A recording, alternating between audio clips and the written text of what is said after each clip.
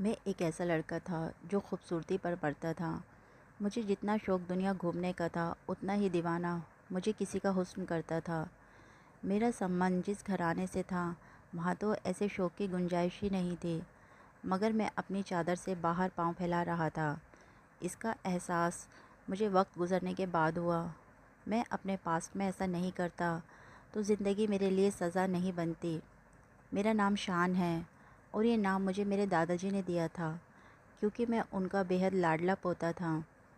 उनका बस चलता तो वे मुझे दुनिया जहान की खुशियाँ दे देते, लेकिन जो उनके बस में था उन्होंने वे मेरे लिए करके दिखाया था। यहाँ तक कि उन्होंने अपनी सारी ज़मीन जायदाद मेरे नाम कर दी थी। हालांकि मेरे दादा की थोड़ी सी ज़मीन थी और मकान के पहले और असली हकदार मेरे पापा थे, मगर दादाजी ने मेरे पापा से बग़ैर पूछे अपनी ज़मीन और घर मेरे नाम अपनी ज़िंदगी में ही कर दिया था और कागज़ात मेरे पापा के हवाले कर दिए थे।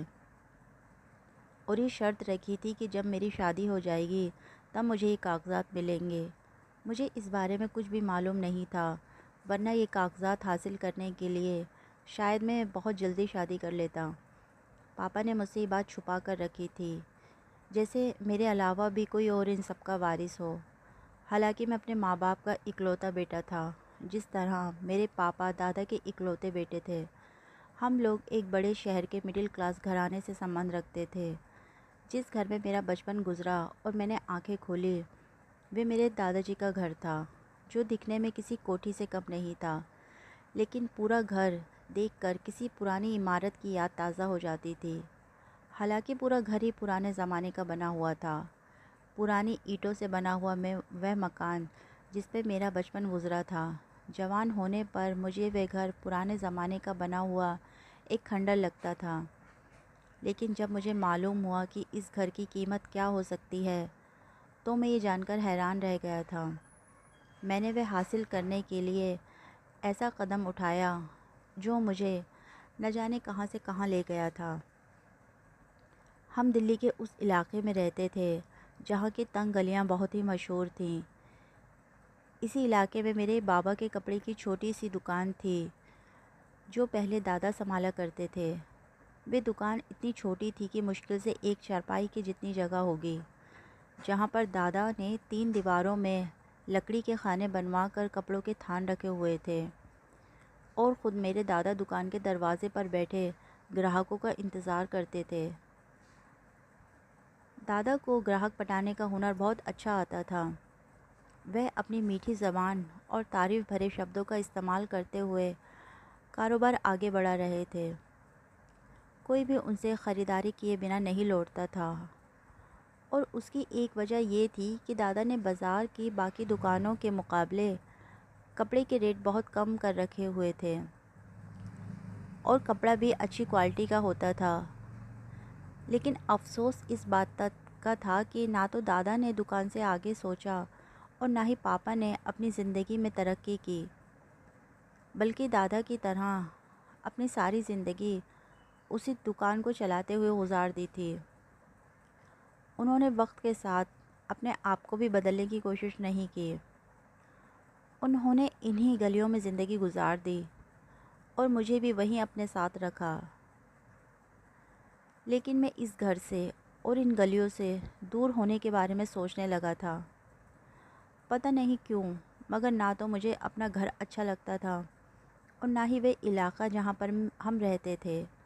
घर वालों ने सबसे अच्छे स्कूल में मेरा दाखिला करवाया था। वे मेरी पढ़ाई और मेरी परवरिश को लेकर बहुत ही सीरियस रहते थे और दादा भी यही चाहते थे कि मैं अच्छे स्कूल में शिक्षा हासिल करूं। इसलिए दादा ने मेरे पापा को सलाह दी थी कि शान का किसी अच्छे और बड़े स्कूल में दाखिला करवाओ और ख़ुद उसको छोड़ने के लिए भी जाया करो। ये काम पापा के लिए काफ़ी मुश्किल था, क्योंकि दिल्ली जैसे शहर में रहते हुए ये आसान काम नहीं था। पापा को सारे रास्तों की जानकारी तो थी, क्योंकि कपड़ा ख़रीदने के लिए उन्हें कई बार मार्केट में भी जाना पड़ता था और घर का सामान भी वही जाकर लाया करते थे। हमारे घर में औरतों का बाहर जाकर नौकरी करना या बिना मतलब घर से बाहर निकलना गलत समझा जाता था।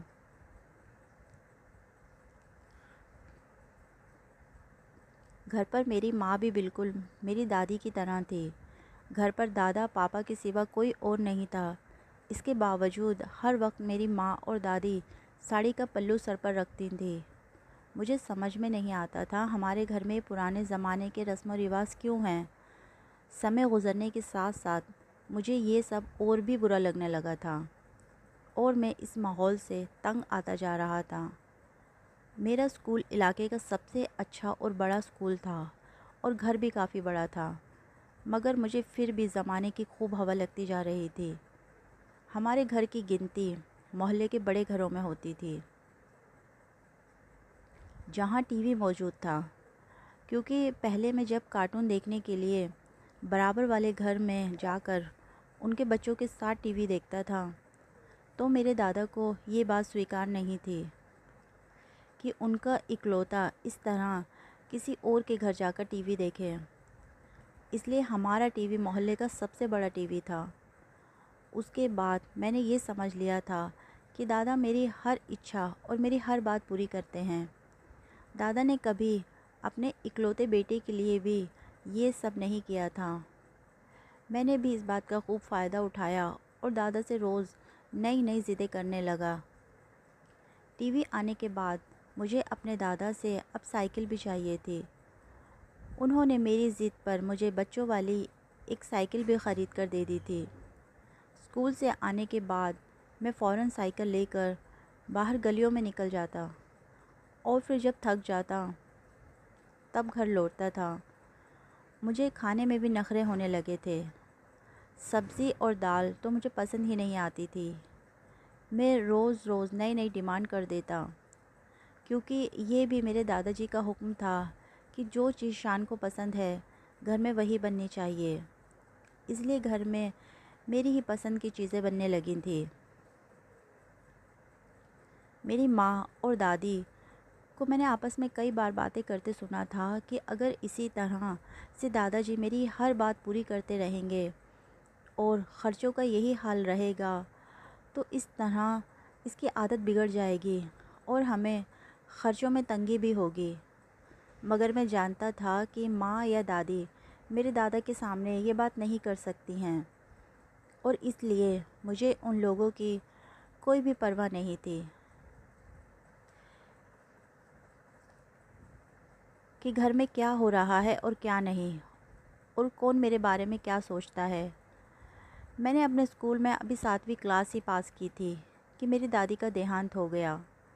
दादी के जाने से मुझे कोई फ़र्क नहीं पड़ा था, बल्कि दादा से मेरी शिकायत लगाने वाली दादी अब इस दुनिया से चली गई थी और मैं दुखी होने की बजाय खुश हो रहा था। मुझे ऐसा लग रहा था जैसे दादी के जाने के बाद मैं अपनी मर्ज़ी से सब कुछ कर सकता हूँ। मगर उनके जाने के बाद मेरी माँ शुरू हो गई। वह हर समय मुझे खाने पीने की चीज़ों के फ़ायदे बताती ताकि मैं सब्ज़ियाँ वग़ैरह खूब खाया करूँ। ज़्यादा देर घर से बाहर रहने पर भी रोकने लगी थी। मुझे समझ नहीं आता, जब मेरे दादा और पापा को कोई एतराज़ नहीं था तो फिर दादी और मेरी माँ ऐसा क्यों करती थी। एक दिन माँ ने मुझसे कुछ कहा तो मैंने माँ के साथ बदतमीज़ी कर दी। मैंने माँ से कहा, आप खुद तो हर समय घर में कैद रहती हैं, आपको क्या पता दुनिया कहाँ से कहाँ जा रही है और पढ़ाई में क्या कुछ करना पड़ता है। मैं कौन सा आवारागर्दी करता हूँ, बल्कि अपने दोस्तों के साथ जाकर पढ़ाई करता हूँ। मेरी माँ बात सुनकर मेरी माँ का चेहरा उतर गया था। शायद उन्होंने सोचा भी नहीं होगा कि मैं उनके साथ इस तरह बदतमीज़ी भी कर सकता हूँ। मेरा ज़्यादातर समय लड़कियाँ देखते हुए गुज़रता था या फिर अक्सर हम सिनेमा घर भी जाया करते थे। मगर अपनी माँ को मैं ये सब बातें नहीं कह सकता था। मैं जब घर आता तो मेरी माँ रोज़ की तरह मेरा इंतज़ार कर रही होती और मेरे आते ही खाना गर्म करने लगती। मगर उस दिन के बाद मेरी माँ ने मुझे जल्दी या देर से लौटने के लिए कुछ नहीं कहा था। अब दुकान तो पापा ही देखते थे, लेकिन दादा को घर पर बैठने की आदत नहीं थी और वे कमज़ोर भी हो गए थे। इसलिए उन्होंने दुकान पर जाना छोड़ दिया और सारा समय घर पर ही रहने लगे थे। वे अक्सर घर के दरवाजे पर कुर्सी रखकर बैठ जाते थे और एक खाली कुर्सी अपने साथ रख लेते थे। मोहल्ले का कोई ना कोई उनका दोस्त आकर उनके पास बैठ जाया करता था। सब कुछ बदल गया था, लेकिन मेरे साथ मेरे दादा का लगाव और मोहब्बत कम नहीं हुई थी, बल्कि कम होने की बजाय बढ़ती जा रही थी। उन्होंने कभी भी मुझे किसी चीज़ के लिए नहीं रोका था। मैं किस वक्त कहाँ जाता हूँ, क्या करता हूँ, कभी नहीं टोकते थे। इसलिए वह मुझे बहुत अच्छे लगते थे। मुझे पता था कि पापा दादा को रोज़ाना जेब खर्च देते हैं। हालांकि वे दुकान पर नहीं जाते थे और ना ही घर के किसी मामले में बोलते थे। इसके बावजूद पापा उन्हें खर्चा देते थे। इस बात का फ़ायदा मैं खूब उठाता था। कभी दादा को पढ़ाई के लिए कोई चीज़ लेने का बहाना करता, तो कभी कह देता कि मेरा दिल किसी चीज़ को खाने का कर रहा है, और दादा फटाफट अपनी जेब में रखे हुए ढेर सारे नोटों में से कुछ नोट निकाल कर मुझे दे देते। एक दिन मैंने फरमाइश कर दी कि मैं एक बड़े स्कूल में पढ़ना चाहता हूँ, ताकि 9वीं और 10वीं क्लास अच्छी पढ़ाई के साथ पास कर सकूँ और किसी अच्छे कॉलेज में चला जाऊँ। मैं जानता था दादा के कहने पर ही पापा ये सब कर सकते हैं, और फिर बिल्कुल वही हुआ जो मैंने सोचा था। दादा ने मेरे पापा से इस बारे में बात की, बल्कि उन्हें हुक्म दिया कि शान का दाखिला शहर के किसी बड़े और अच्छे स्कूल में करवा दो, और मेरे आने जाने के लिए रिक्शे का भी इंतज़ाम होना चाहिए। पापा ने पहले तो इस बात पर ख़र्चों को लेकर दादा से बात की, मगर दादा ने ये कहकर उन्हें खामोश करवा दिया कि शान हमारे ख़ानदान का इकलौता चश्मो चिराग है, तो क्या हम उसकी पढ़ाई पर 4 पैसे खर्च नहीं कर सकते? हम दाल चटनी खा लेंगे, मगर ज़िंदगी में उसे कोई कमी नहीं होनी चाहिए, और मेरे मरने के बाद भी तुम्हें मेरी ये बात निभानी होगी। मेरे पापा ये बात सुनकर खामोश हो गए। दादा समझ रहे थे कि मैं हाई एजुकेशन हासिल करना चाहता हूँ, लेकिन मुझे पढ़ाई लिखाई का कोई इतना ज़्यादा शौक़ नहीं था, बल्कि मैं तो आज़ाद और आवारा टाइप का लड़का था, जो शरीफ और पढ़ाकू होने का अच्छा नाटक कर लेता था। मैं अपने हिसाब से जो कर रहा था वही मेरे हक़ में सबसे अच्छा था, मगर मुझे ये मालूम नहीं था कि आगे चलकर मेरे साथ क्या होने वाला है। मैं रिक्शे से स्कूल जाता था और रिक्शे पर ही स्कूल से घर वापस आता था, लेकिन कुछ दिन ये सिलसिला चला। उसके बाद मैं छुट्टी के समय रिक्शे पर आना बंद कर दिया, क्योंकि मैं जिस स्कूल में पढ़ता था वहाँ पर काफ़ी अमीर लड़के पढ़ते थे, जो अपनी बड़ी बड़ी कारों में स्कूल आया करते थे, जबकि मैं रिक्शे पर जाया करता था। इसलिए मुझे हीन भावना ने घेर लिया था। मैंने अमीर लड़कों से दोस्ती कर रखी थी, उन्हीं के रंग में अपने आप को रंगना चाहता था। मेरे लिए ज़िंदगी वह नहीं थी जो मेरे दादा और मेरे पापा ने गुजारी थी, बल्कि मेरे लिए ज़िंदगी सिर्फ़ ऐशो आराम का दूसरा नाम थी। मुझे अपनी ज़िंदगी में हर चीज़ एक से बढ़कर एक चाहिए थी, फिर चाहे वह कोई बेजान चीज़ हो या मेरे साथ रहने वाले जीते जागते इंसान। मैंने अपने स्कूल में भी काफ़ी झूठ बोले हुए थे, क्योंकि मैं किसी भी तरह अपने आप को अपने दोस्तों से कम ज़ाहिर नहीं करना चाहता था। मैंने सबको यही कह रखा था कि मैं गांव के चौधरी का पोता हूँ और हम लोग गांव में रहते हैं, लेकिन कुछ समय बाद ही हम यहाँ शहर में एक बहुत ही अच्छा बंगला ख़रीद लेंगे। मेरी बात सुनकर मेरे दोस्तों का विश्वास तो शायद नहीं आया था, क्योंकि मैं कभी भी कार में स्कूल नहीं गया था। लेकिन वे लोग मुझे गांव की सैर कराने के लिए ज़रूर कहते थे, लेकिन मैं कोई ना कोई बहाना बनाकर टाल देता था। फिर मैंने दादा और पापा के सामने रोना शुरू कर दिया कि मुझे रिक्शे में स्कूल नहीं जाना, बल्कि मैं कार में जाऊंगा। मेरे पापा इस नई फरमाइश पर अपना सर पकड़कर बैठ गए थे। अब वे मेरे लिए नई कार तो नहीं खरीद सकते थे, लेकिन दादा ने इस बात का भी हल निकाला कि मुझे आने जाने के लिए रिक्शे की बजाय कार का इंतज़ाम करवा कर दे दिया जाए। कार का महीने का किराया बहुत ज़्यादा था, मगर अब मैं रिक्शे में स्कूल जाना ही नहीं चाहता था। और जब दादा के कहने पर पापा ने मेरे लिए कार का इंतज़ाम किया, तब मुझे सुकून मिला था, क्योंकि अब मुझे बाकी बच्चों से कम होने की भावना नहीं होती थी। ऐसे ही समय गुजरने लगा। जब मैं 10वीं क्लास में पहुंचा, तब दादाजी का देहांत हो गया।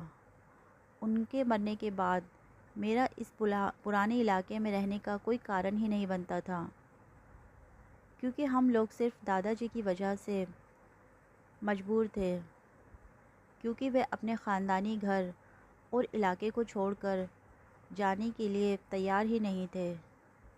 इसलिए मैंने दादा के मरने के 8 दिन बाद ही पापा पर ज़ोर डालना शुरू कर दिया कि वे ये घर बेच दें और शहर में कोई अच्छा बंगला ख़रीद लें। पापा मुझे समझाते रहे, ये घर बड़ा है, लेकिन इतने ज़्यादा दामों में नहीं बिक सकता कि हम कोई बंगला ख़रीद लें। लेकिन मैं कुछ भी सुनना नहीं चाहता था। मुझे हर हाल में इस पुराने से इलाके से निकलना था। इसलिए मैंने घर में खाना पीना भी कम कर दिया था, और जब भी घर आता तो मुंह बनाए रखता। मेरी माँ ने ये सब महसूस किया तो पापा से कहा कि शान हमारा इकलौता बेटा है, जो वे चाहता है वे कर ले, क्योंकि हमारी ज़मीनों से भी तो पैसे आते हैं जो बैंक में इतने सालों से जमा हो रहे हैं। तो फिर आखिर क्या समस्या है? आप उसकी बात क्यों नहीं मान लेते? ये बात मैंने सुनी तो अपने कानों पर विश्वास ही नहीं आया था। पापा ने मम्मी की बात मान कर वे घर बेच दिया। हमारी सोच से भी ज़्यादा उस घर की कीमत लगी थी, क्योंकि वह जगह बहुत बड़ी और अच्छी लोकेशन पर थी कि वहाँ पर आराम से अस्पताल बनाया जा सकता था। उसके अच्छे खासे पैसे पापा को मिले थे। उन पैसों से हमने बहुत ही अच्छा बंगला ख़रीद लिया। अब मुझे बैंक में रखे पैसों के बारे में भी पता चल गया था। मैं उनकी सारी बातें सुन चुका था। घर ख़रीदने के बाद जब हम सब वहाँ पर शिफ्ट हुए, तो मैंने इस खुशी में अपने सारे दोस्तों को पार्टी पर बुलाया था। उस दिन मेरा सर घमंड से ऊंचा था, क्योंकि मेरा बंगला बहुत ही खूबसूरत था। हर किसी ने उसकी तारीफ़ की थी, जो मुझे हर हाल में चाहिए ही थी। अब मैं जानता था कि पैसे अकाउंट में रखे हुए हैं, इसलिए हम जल्दी ही नई कार भी ख़रीद सकते हैं। मैंने पापा से कहा कि आप एक नई कार ख़रीद लें, उसके बाद आप लोग जो कहेंगे मैं वही करूँगा। पापा कहने लगे, पहले अच्छे नंबरों से अपने स्कूल की पढ़ाई पूरी करो, उसके बाद तुम्हें कार ले दूँगा। इसलिए मैं चुपचाप बाइक पर ही गुजारा करने लगा, जो पापा ने मुझे ख़रीद कर दी थी, और मैं इस पर स्कूल आया जाया करता था। स्कूल पूरा होने के बाद मैंने कॉलेज जाना शुरू कर दिया। यहाँ भी मेरे साथ दोस्तों को यही लगता था कि मैं बहुत अमीर फैमिली से हूँ। किसी तरह फर्स्ट ईयर का साल गुज़र गया, पता ही नहीं चला। उसके बाद मुझे यूनिवर्सिटी जाना था, लेकिन अब मैं उनसे उनका किया हुआ वादा पूरा करवाना चाहता था। मैंने पापा से कहा कि आपने वादा किया था मुझे कार लेकर देंगे। पापा ने कहा ठीक है, लेकिन पहले तुम्हें शादी करनी पड़ेगी। मैं हैरान था कि अचानक से पापा को मेरी शादी का ख्याल कैसे आ गया। मैंने उस समय पापा को इनकार करना सही नहीं समझा, मगर दिल में सोच लिया था मैं सिर्फ़ एक बार कार ले लूँ, उसके बाद शादी के बारे में सोचूँगा। लेकिन पापा भी अजीब सी ज़िद पर अड़े हुए थे। जब मैंने दोबारा से कार की बात याद दिलाई तो वे कहने लगे, तुम एक बात नहीं जानते कि तुम्हारे दादा ने अपनी ज़िंदगी में ही सारी प्रॉपर्टी तुम्हारे नाम कर दी थी, लेकिन उसके कागज़ात बैंक में रखे हैं। ये सब कुछ तुम्हें तभी मिल सकता है जब तुम शादी करोगे।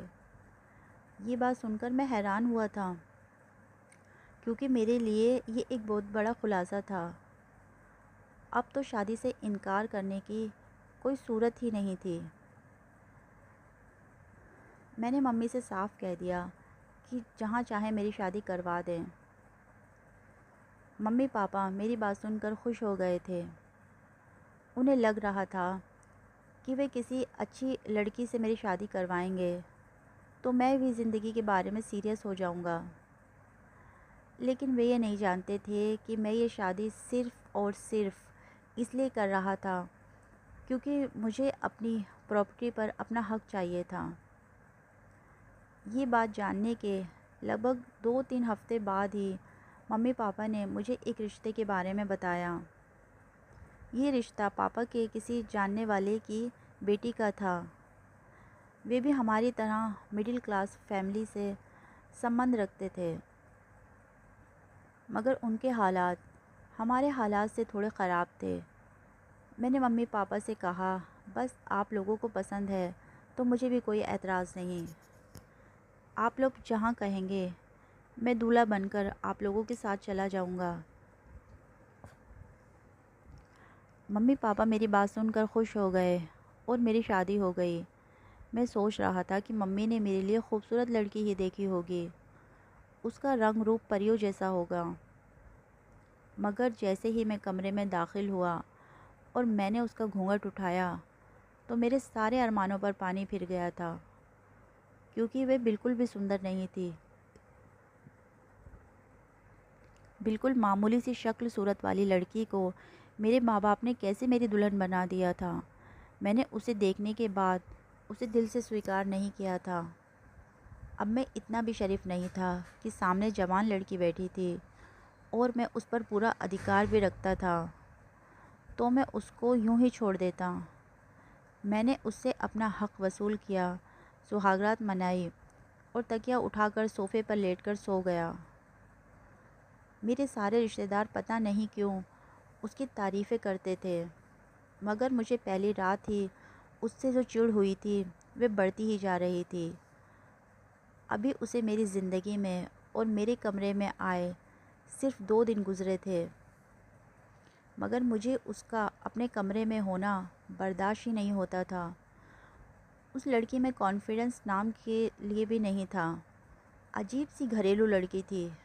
मुझे तो बिल्कुल भी विश्वास नहीं आता था कि इसने 2 साल कॉलेज में भी गुजारे थे, क्योंकि उसे फ़ैशन के बारे में बिल्कुल भी नहीं पता था। शादी के 5 दिन के बाद भी जब मैंने उससे बात नहीं की तो वह भी समझ गई कि मैं उसे पसंद नहीं करता हूँ। वह मुझसे कुछ नहीं कहती थी। कमरे में हम दोनों के बीच बिल्कुल खामोशी रहती थी। कभी कभी मन करता तो उससे हक वसूल करता और करवट लेकर सो जाता। उससे बातचीत बिल्कुल भी नहीं करता था।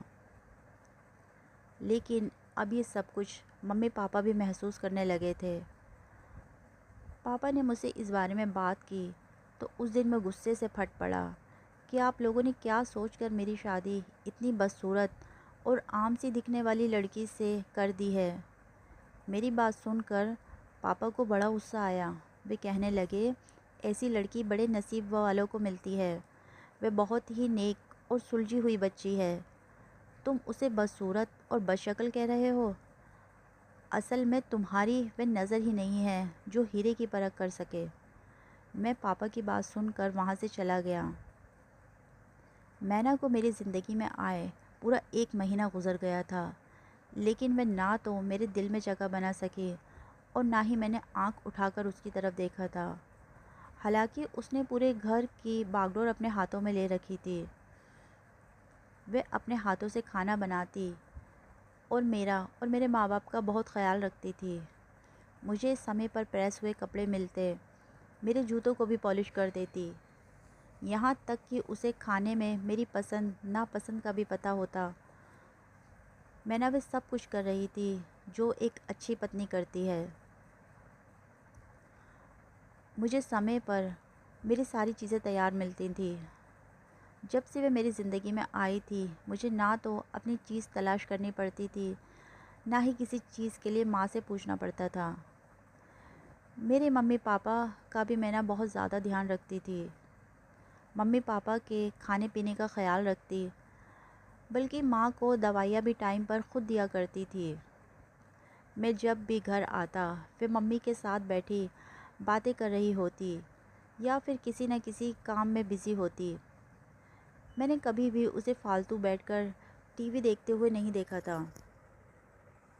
मैं अपने रूटीन के अनुसार यूनिवर्सिटी जा रहा था। दाखिला लेने के बाद मेरा फोकस पढ़ाई की तरफ हो गया था।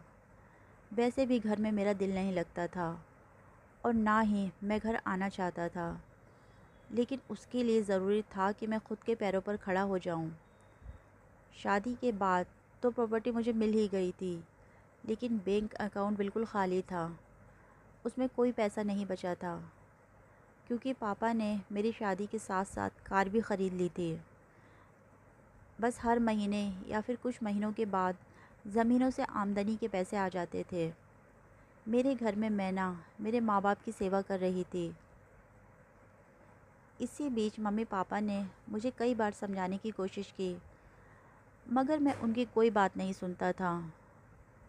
मैं बस किसी बहाने के इंतज़ार में था कि मैना को अपनी ज़िंदगी से निकाल दूं। और फिर वह दिन भी आ गया। मेरी और मैना की शादी को 6 महीने हो गए थे और मेरा बस नहीं चल रहा था कि जल्द से जल्द मैं उसे घर से निकाल दूं। इस बीच मेरी जॉब भी लग गई थी। मेरी माँ ने कहा ये सब कुछ मैना की दुआओं का असर है, मगर मैं अपनी किसी भी कामयाबी का कारण मैना को नहीं बनाना चाहता था।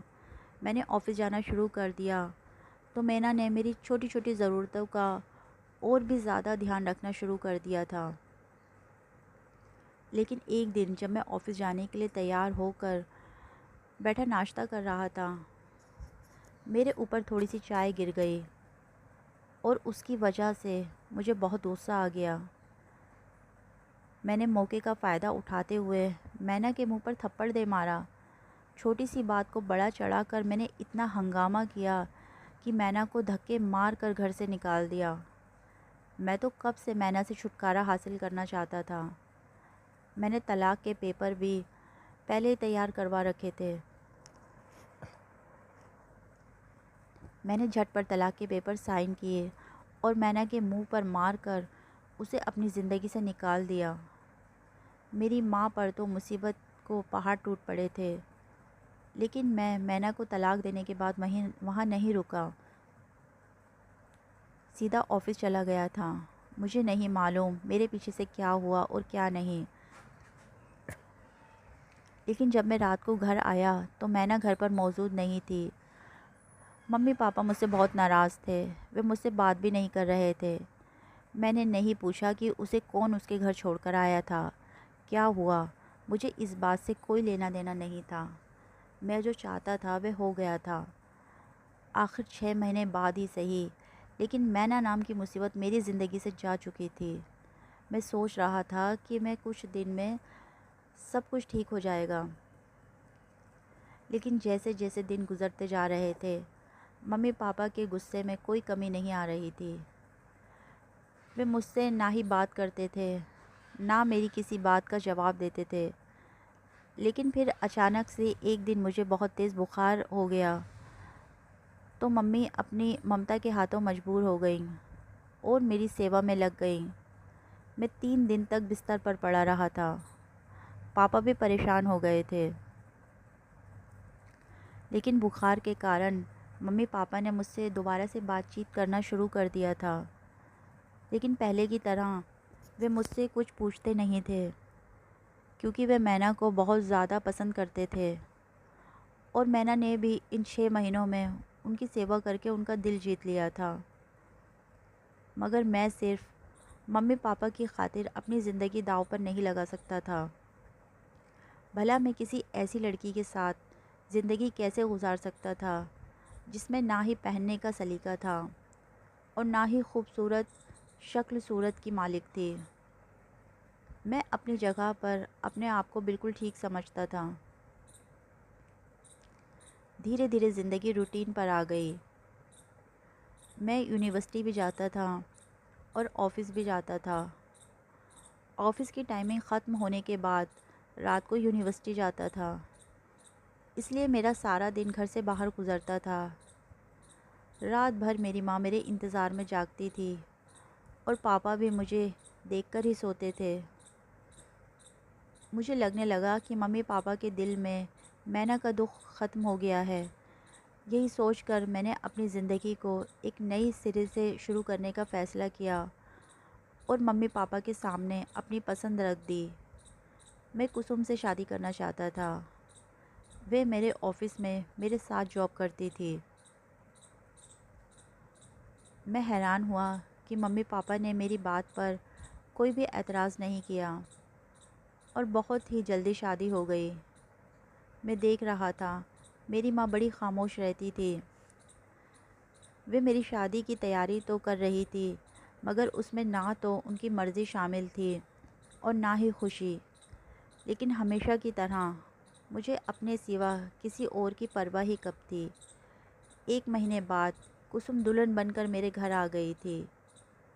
मैं तो हवाओं में उड़ने लगा था, क्योंकि मेरे पास बंगला, गाड़ी, अच्छी नौकरी के साथ साथ मनपसंद पत्नी भी थी, जो बहुत ही खूबसूरत और मॉडर्न टाइप की थी।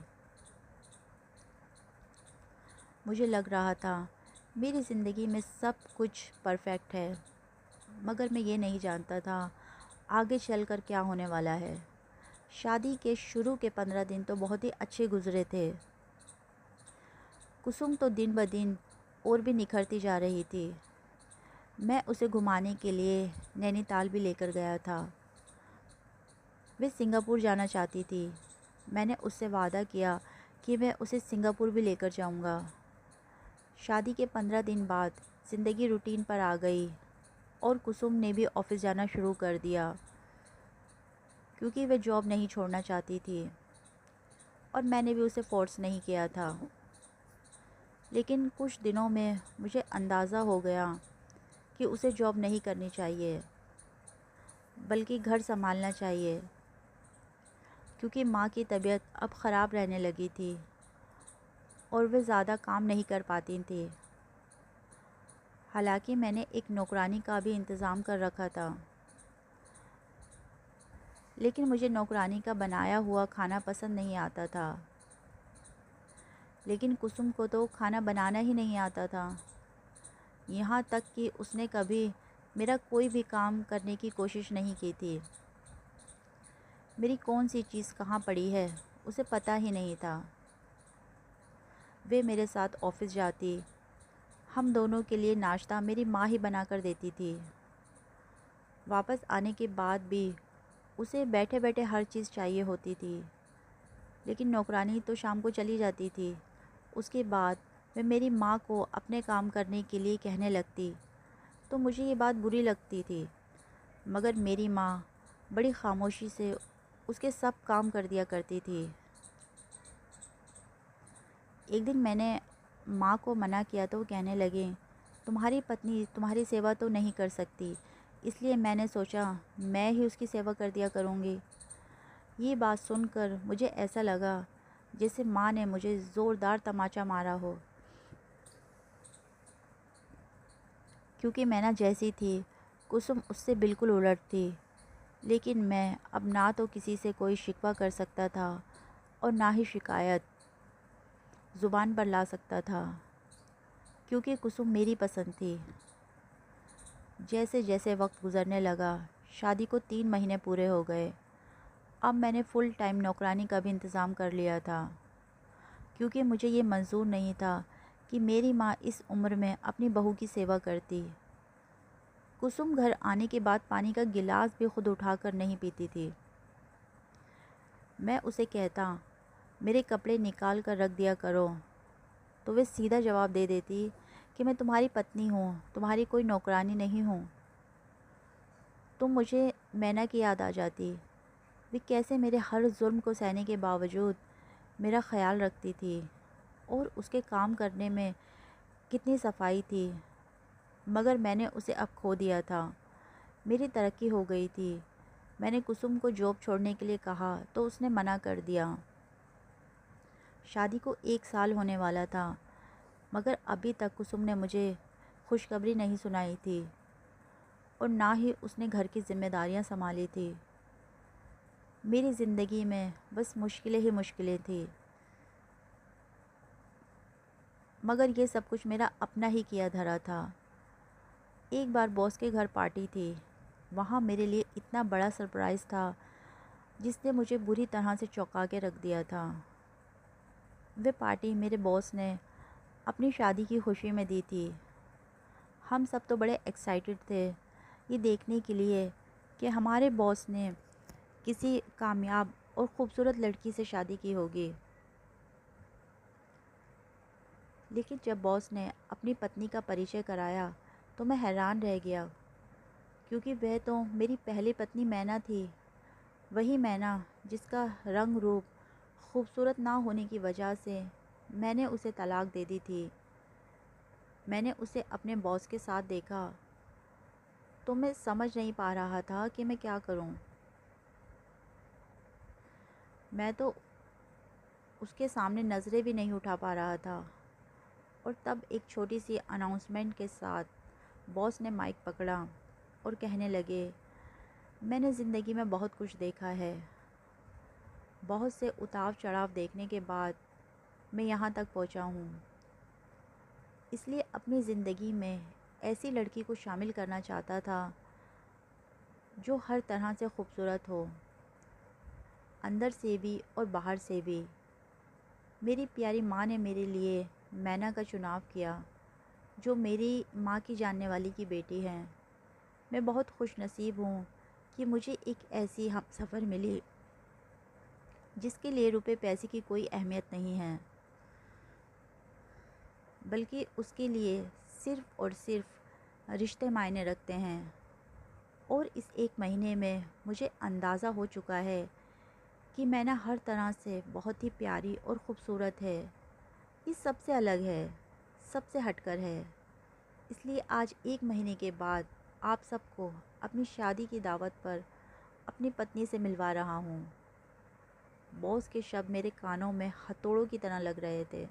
मैं बिल्कुल साइड वाली टेबल पर बैठा था और मैं नहीं जानता था कि मैना मुझे वहाँ देख सके। लेकिन जब जाने का समय हुआ तो मैं वहाँ से उठकर बाहर की तरफ निकलने लगा। तब मेरे बॉस के साथ मेहमानों को विदा करने के लिए मैना भी साथ खड़ी थी। उसने मुझे धीरे से बाय कहा था। मैं अजीब सी सोचों और एहसासों में घिरा हुआ कुसुम के साथ घर जा रहा था। कुसुम को ये सब मालूम नहीं था, मगर मेरे अंदर एक जंग सी छिड़ी हुई थी। मुझे लग रहा था कि मैं दुनिया का सबसे लालची और नाकाम इंसान हूँ, जिसने ना तो रिश्तों की कदर की और ना ही मिलने वाली खुशियों की कीमत का अंदाज़ा लगा सका। अगर मैं ऐसा ना करता तो आज मेरी ज़िंदगी में मैना की मौजूदगी से मेरी ज़िंदगी स्वर्ग बन जाती। मैंने एक नज़र अपने साथ बैठी कुसुम को देखा, जो अपनी ही दुनिया में गुम थी। मगर अब तो कुछ नहीं हो सकता था, क्योंकि अब यही मेरा नसीब थी, मेरी किस्मत थी, जिसे मैंने सारी ज़िंदगी निभाना था। आप सबने मेरी कहानी सुनी। आपको मेरी कहानी कैसी लगी? कमेंट बॉक्स में अपनी राय ज़रूर दिया करें। आपके आसपास भी ऐसा कोई इंसान है जिसने अपने हाथों से आई हुई दौलत गंवा दी और फिर उसके बाद पछतावे के सिवा उसके पास कुछ नहीं है। कमेंट में ज़रूर बताना